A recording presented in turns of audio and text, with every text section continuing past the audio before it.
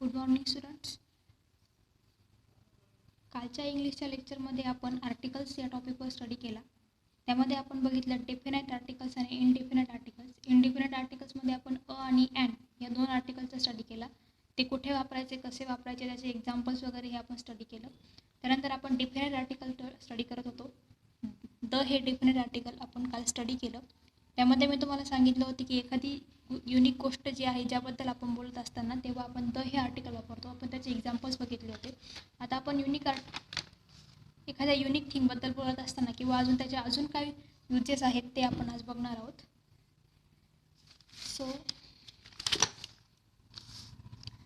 The हे जे definite article आहे ते अजून कुठे कुठे वापरलं जातं, कशासाठी वापरलं जातं हे आपण बघणार आहोत.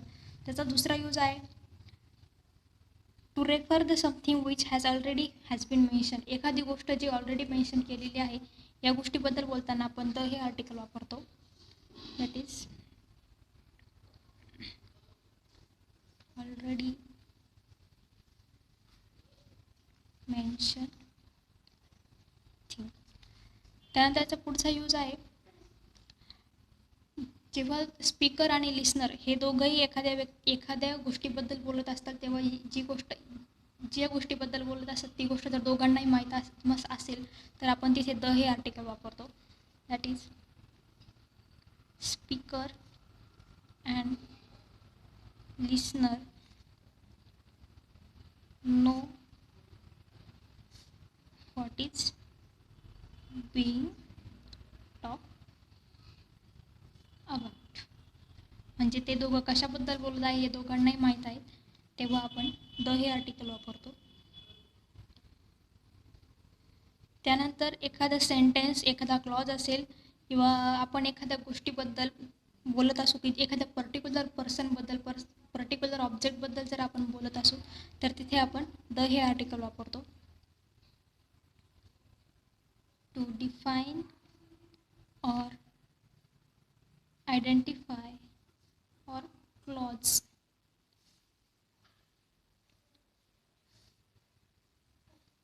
Identify a particular person or object. then त्याचा पुढचा यूज आहे to refer a object we regards as unique. जो पहिला यूज मी तुम्हाला सांगितला की एखादी गोष्ट जी युनिक आहे त्याबद्दल आपण बोलत असताना द हे आर्टिकल वापरतो. त्यानंतर एखादा सुपरलेटिव्ह किंवा ऑर्डिनल नंबर्सबद्दल आपण जेव्हा बोलतो किंवा त्याला आपण जेव्हा डिफाईन करत असतो तेव्हा आपण द हे आर्टिकल वापरतो. सुपरलेटिव्ह और ऑर्डिनल नंबर्स.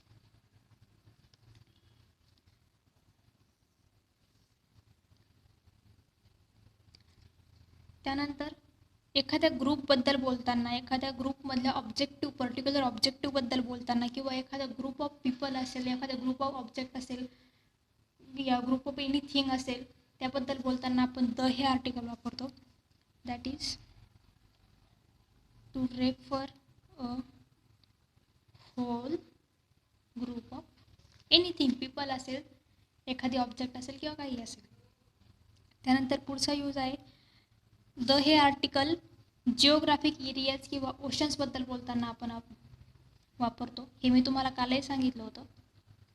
जिओग्राफिक एरियाज और ओशन्स. त्यानंतर आहे एखादा ग्रुप ऑफ इयर्स असेल किंवा एखादं आपण दशक म्हणतो, शतक म्हणतो त्याबद्दल बोलताना सुद्धा आपण द हे आर्टिकल वापरतो.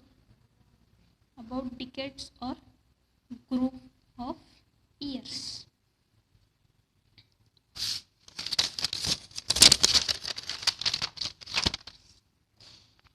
त्यानंतर to talk about rivers, oceans and seas. Rivers, ocean and seas याबद्दल बोलतानाही आपण द हे आर्टिकल वापरतो. आणि याचा अजून एक शेवटचं यूज म्हणजे द हे article proper nouns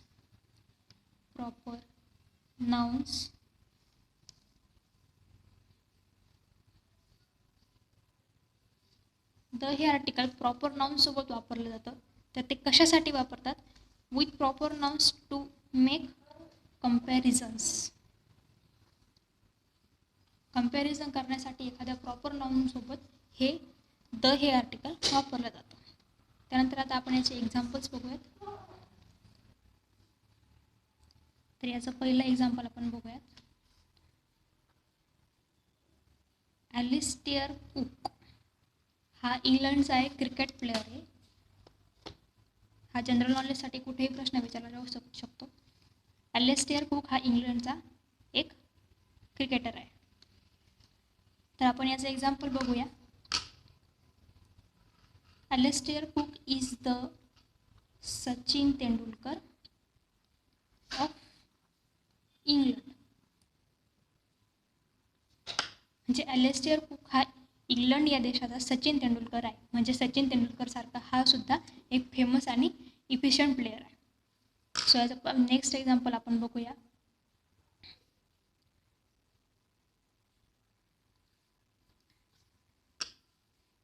she grow up in the 70s.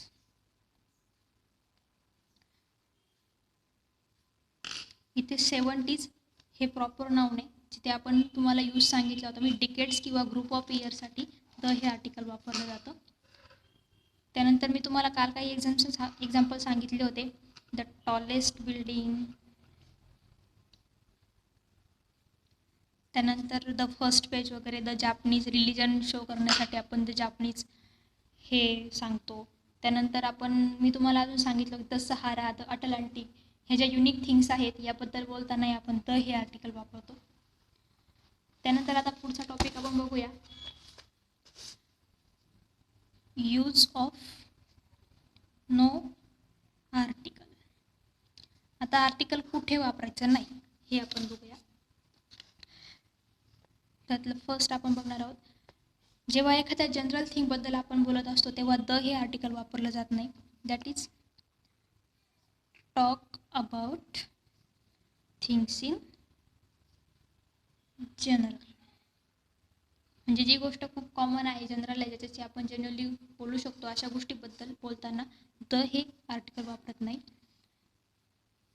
त्याचं एक्झाम्पल बघूया आपण अगोदर. पीपल, पीपल आर वर. यामध्ये पीपल ही जनरल थिंग झाली, त्यामुळे आपण तिथे द हे आर्टिकल वापरत नाही. त्याचा नेक्स्ट यूज आपण बघूया. We do not use article when talking about sports. हे नेहमी लक्षात ठेवायचं. स्पोर्ट्सबद्दल बोलताना आपण द हे आर्टिकल वापरत नाही. त्याचं एक स्पोर्ट्सच्या एखाद्या इन्स्ट्रुमेंटबद्दल बोलताना किंवा एखाद्या प्लेअरबद्दल बोलताना किंवा कोणी खेळत असेल त्याबद्दल बोलताना आपण द हे आर्टिकल वापरतो. पण जेव्हा आपण स्पोर्ट्सबद्दल पर्टिक्युलरली स्पोर्ट्सबद्दल बोलत असतो तेव्हा द हे आर्टिकल आपण तिथे वापरत नाही. त्याचं एक्झाम्पल बघूया. He plays football. तर फुटबॉल हा इथे एक स्पोर्ट्स आहे, सो आपण इथे द हे आर्टिकल वापरत नाही. त्यानंतर त्याचा नेक्स्ट यूज बघूया. आर्टिकल आपण तिथे वापरत नाही जिथे एखाद्या अनकाउंटेबल थिंगबद्दल, अनकाउंटेबल नाउनबद्दल आपण बोलत असतो. तिथे आपण द किंवा कुठलंही आर्टिकल आपण वापरत नाही. Uncountable nouns. त्याचं एक्झाम्पल बघूया आपण. Information is important. तर इथे इन्फॉर्मेशन हे आपलं नाउन आहे, हे अनकाउंटेबल आहे, हे आपण मोजू शकत नाही, सो आपण इथे द हे आर्टिकल वापरत नाही. त्यानंतर पुढचा यूज आपण बघूया. Name of countries. एखाद्या कंट्रीच्या नेमबद्दल जेव्हा आपण बोलत असतो तेव्हा द हे आर्टिकल, द किंवा कुठलंही आर्टिकल आपण तिथे वापरत नाही. त्याच्यासाठी एक एक्सेप्शनल केस पण आहे. आपण जेव्हा युनायटेड किंगडम किंवा युनायटेड स्टेट्स ऑफ इंडिया अशा ग्रुप ऑफ कंट्रीजबद्दल बोलत असतो तेव्हा मात्र आपण आर्टिकल वापरतो. त्यानंतर पुढे एखाद्या लँग्वेजबद्दल बोलताना, लँग्वेजच्या नेमबद्दल बोलत असताना आपण द हे आर्टिकल वापरतो. द किंवा कुठलंही आर्टिकल असेल आपण वापरत नाही. त्यानंतर पीपल्स नेम याबद्दल बोलतानाही आपण आर्टिकल वापरत नाही. जेव्हा आपण पीपल्सबद्दल बोलत असतो तेव्हा आपण द हे आर्टिकल वापरत नाही. इफ ते फक्त सिंग्युलर असेल तर. जेव्हा आपण एखाद्या सिंगल पीपलबद्दल बोलत असतो तेव्हा आपण द हे आर्टिकल वापरत नाही. त्याचं एक्झाम्पल आपण बघूया. Disha is coming to the party. तर इथे दिशा हे आपलं सिंग्युलर नेम झालंय.